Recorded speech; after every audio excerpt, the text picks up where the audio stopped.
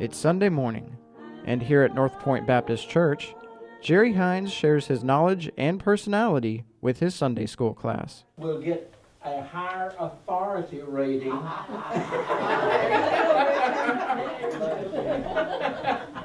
And my wife says something to me. You don't hear. I do not hear what she's saying. Of course not. After having a few laughs, I sat down with Jerry to find out more about the man behind the smile. The town I grew up in was a small town, but it was a football town. And if you didn't play football, you just were not anybody in school. But his football career would be short-lived. I was running with the first team. Some of the seniors did not like a freshman coming in and beating them out. So in practice one day, we were running an end sweep, and I was to get the football, and I guess they decided that they were not going to block for me. And so there were about 4 or 5 defensive guys that just surrounded me and just pummeled me, and in the process, it separated my right shoulder. After suffering the injury, Jerry took his talent to the track and soon made a name for himself. And he was thought to be the fastest man in Oklahoma at that time. And he never could catch me. I beat him every time. So he gave me the name of the White Tornado. I did run a 9.25 in the 100-yard dash. And at that time, the only other person in the world that had a faster time was Bob Hayes, who was to play with Cowboys. He had a 9.21, so 0.04 of a second. I had an opportunity to go to the Olympics that year, which would have been 1964 Olympics. But then, unlike today, the government pays for it today. They did not then. I would have had to been on my own nickel, and I didn't have the money, didn't know anybody that had the money. So that opportunity just went awry. As time went by, Jerry realized what could have been. The longer I thought about it, the worse I felt that I didn't really have the opportunity to do what I could have done. I look back on it now, and there's all kinds of regrets. What if? What if? Yeah, I do that a lot. To have been on the same relay with Bob would be an awesome experience. In fact, I think I would have given Bob a good run for his money. And who knows, I might have been known as the fastest man in the world at that time. Instead of going to the Olympics, Jerry enrolled into seminary school to serve in the ministry, a calling that began in college a few years prior. We were walking across the campus in Monroe, Louisiana. And the young man that I was there, we were just talking about different things, and his brother had been in a singing group in Florida. I don't remember what they were, what the names were, but there was an automobile accident, and his brother was killed in that automobile accident, and I was just talking to him, listening to him, and he made a statement when we got to the dorm. He said, you know, it's people like you that people like me need.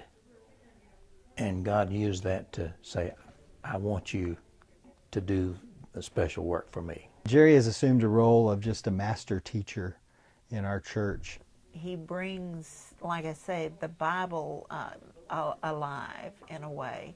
Jerry's been a huge part of the growth and success of North Point. And he just knows how to present it. He's gifted in that manner. And he just has these little, and you're like, well, that's pretty deep, you know. It's hard to say, well, you know, Jerry, I don't know about, I mean, you're just like, wow, man, that was, you call them nuggets. My gift is teaching. And the Lord has impressed me years ago to use that gift in any and every way I could, whether teaching in business or teaching church, teaching my children, or whatever it is, but teaching to get truth to them. That's my motivation. God has blessed him with the gift of gab. Jerry has a unique way of adding humor and other things from his Louisiana Cajun upbringing. He'll tell a joke that'll just engage you, and then he will then apply that to life. Very endearing. I love his sense of humor. This church and the people are very special to me, so I thoroughly enjoy them. And it was here at North Point where Jerry met the love of his life. And she was talking to somebody, and she said she didn't have any man in her life to take her kids fishing. And then I thought, I'll do it.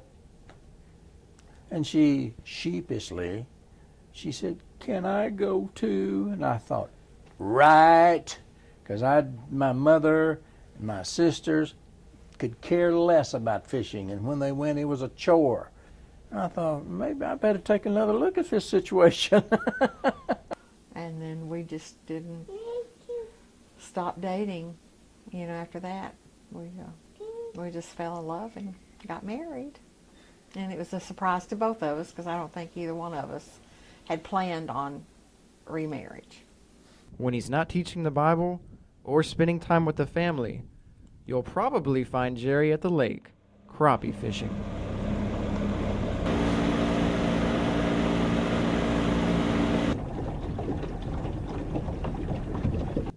I enjoy fishing.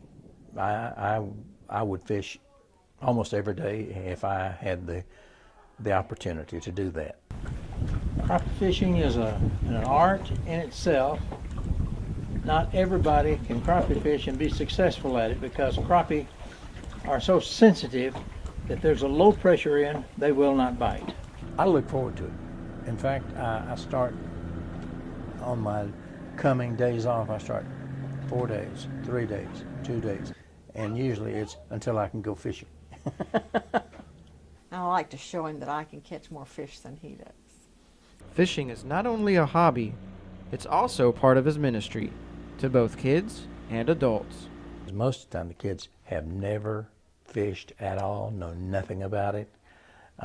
They're afraid of fish, you won't touch them. But by the end of the day, they're at least touching them and putting their own bait on the hook and just thoroughly enjoying it. We bought him the big fish fryer thing for him, and it was like you had given him $1 million. He was so excited and so happy to get that. But what does he do but come up here and sweat and cook that fish? And I've seen him when he's just dripping wet, preparing it. And yet he does it with such a heart of love. People are being fed, they're having a good time, and I can sit back and just smile and say, thank you, Lord, you gave me an opportunity to help someone today. Over the years, Jerry has impacted countless lives. His values are his investment in the lives of people. What results from the investment that he makes, he just gets great joy out of pouring himself into others. There's just something about him that draws you to him. He's there touching people, caring about them, and trying to see to their needs. He values every person, and he's not here to get the glory. He's not here to be on a stage. He's just here to share the Lord with people. There's no one better at doing that than Jerry Hines. He's one of my heroes. He's my idol. And I love Jerry Hines.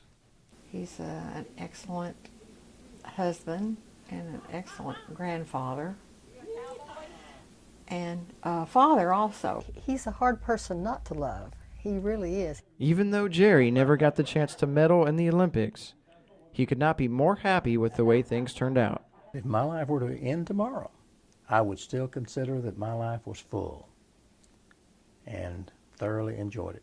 Wouldn't change a thing.